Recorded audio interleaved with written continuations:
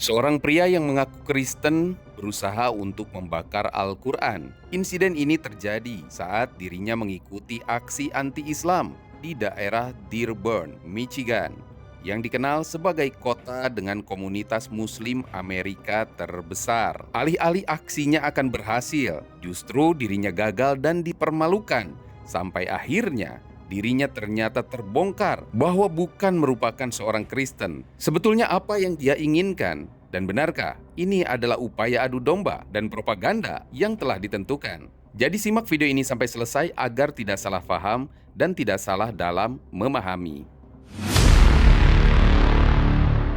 Assalamualaikum warahmatullahi wabarakatuh. Seorang kandidat senator Amerika Serikat dari Partai Republik yang bernama Jack Lang mendapat kecaman dari berbagai pihak usai dirinya mencoba untuk membakar Al-Qur'an. Di dalam video yang diunggah ke media sosial dan viral, terlihat Lang ini memegang sebuah kaleng cairan pematik api ketika ia melempar kitab suci umat Islam itu ke tanah saat aksi pada hari Selasa kemarin waktu setempat. Seorang peserta aksi tandingan langsung bergegas mengambil Al-Qur'an yang belum sempat dibakar. So they want to pepper spray our people. We'll show them what's up.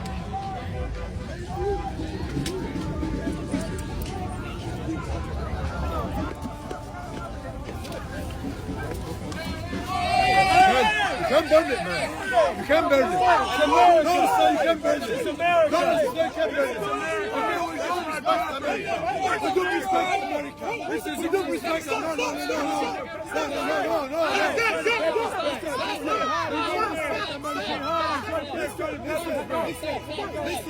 Listen, we got another Quran. I'll go get a different one.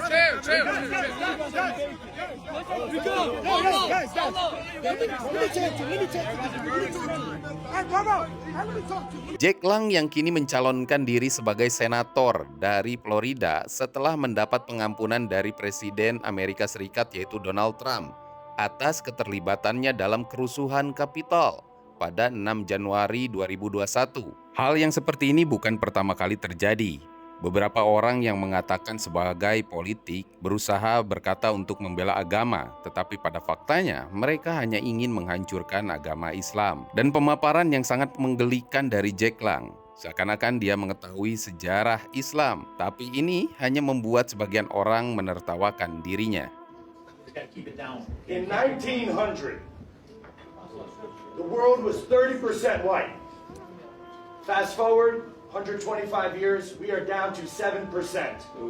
The Islamification of Europe is particularly aimed at the destruction of white people. The Islamification of America is aiming to meet the same goal. Our people, white Christian, European, Western civilization, we built the arts. We built the Colosseum. We ran the world into the industrial age. And now, this people here, the Muslim community, is looking to drag us back. They're looking to oppress women, oppress homosexuals. They're looking to destroy everything that makes America great. President Trump, send ICE into Dearborn. These people have overstayed their visas. They're H-1B chain migration invaders, and they have come to this country to destroy our way of life. We know exactly your laws in your book about lying to our faces, pretending to be Americans, wearing your suits. But that doesn't happen anywhere else where you guys are in charge. There are 53 Muslim majority countries, and in all of them, it is tyranny, destruction, it is shithole living. We have to call it what it is. You guys don't live like we do. We don't want you in our country. We will come and eat your shawarma in Somalia, okay? We don't need it here in Michigan. We don't need it in any part of America. We have a right to self-determination. Damn right. Founding fathers fought and died for our posterity, for white Americans. Amen. And we're being driven out. You come here and you marry 4 or 5 women and you outbreed us. You change the laws. You make all of our country look like the places that you fled from. We don't want you here. Respectfully, get the fuck out of my country. I don't want you here. I don't want you here. I don't want you here. I don't want you here. This is our country. And the people, the veterans, the World War II veterans, that's blood has soaked for our constitutional republic, are taking a look around Europe. They're taking a look around America, and they're saying, what the hell did we fight for? We have been taken over without a single shot fired. You guys are outbreeding insidious parasites on the American way of life. You will never look like us. You will never eat like us. You won't build buildings like us. You are nothing. You can build nothing. Just like President Trump's great American friends have said. You guys are not us, and get the fuck out. America first. America only. God bless America. Jesus is king. Middle East, buddy. Shut the fuck up. Jesus is king. Jesus is king. Jesus is king.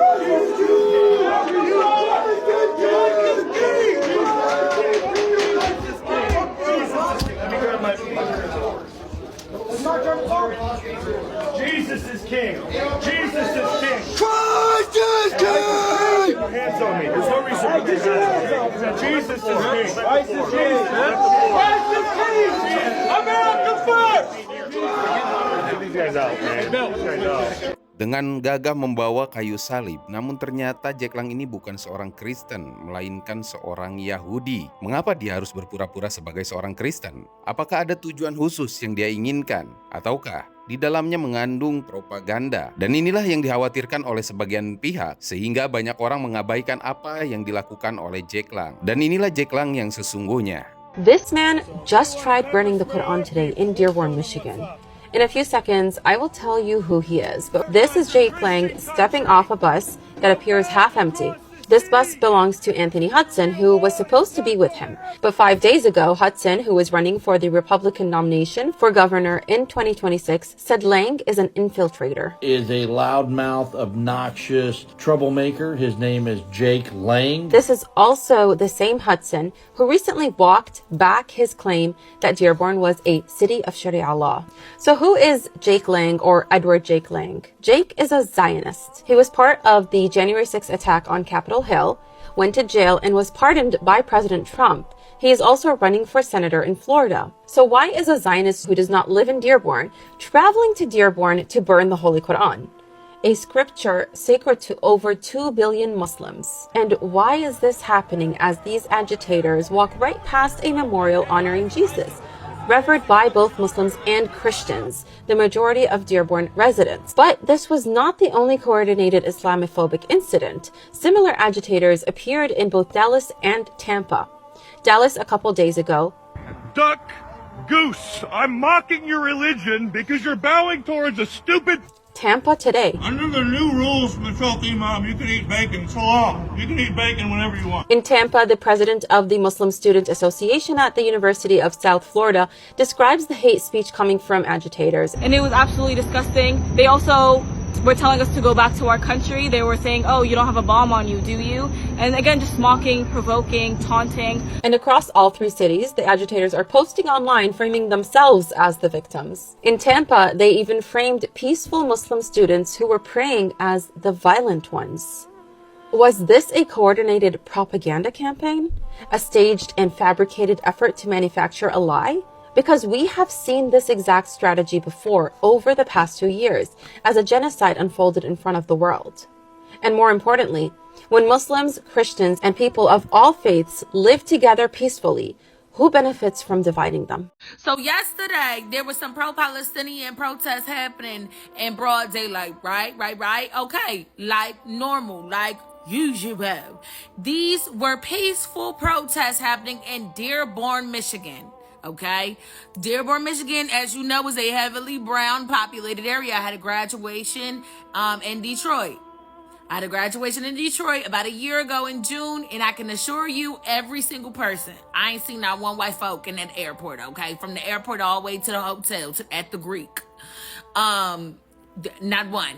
It was all brown me down, white me down. It was super brown, okay? So when I say that, I need you to really understand the methodology behind sending a coach bus full of agitators to a peaceful protest to burn Qur'ans in broad daylight. He didn't bring a book of matches in the Qur'an. He brought lighter fluid dressed in tactical gear held up the Quran to ensure he got everybody's attention with the intent of burning it and insinuating or inciting violence. Now, these people quickly realized that that was his attempt, and I am so proud that that white man stood up and was the first to snatch that Quran. He snatched it from underneath his feet. As the man attempted to put lighter fluid on it, that white man snatched it from underneath his feet and said, no, you're not going to burn it. No, don't do that. This is America. You don't do that here. You don't do that. I'm glad that he knew I need to be the one to intervene. Because if I allow the brown people to intervene first, they're going to make it seem as if they are the aggressor when they're clearly standing here peacefully protesting. So the gentleman snatches the Quran from underneath his foot.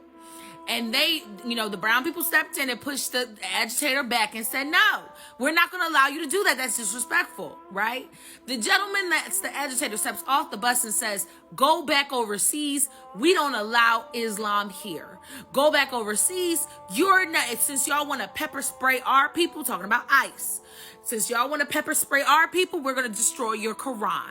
Your holy Quran, we're going to destroy it. He says a bunch of other things that aren't even worth repeating, but just know that he was discussing and it wasn't worth indignifying with me repeating it to y'all. Just know it was nasty, okay? And there were people, your community, Dearborn's community, stood up and they stopped it from happening. They took the Quran, and as a fight started, or a tussle, it wasn't a fight, it was a tussle. I want to make that perfectly clear. It was a tussle. They attempted to tussle to get it back, the Quran back.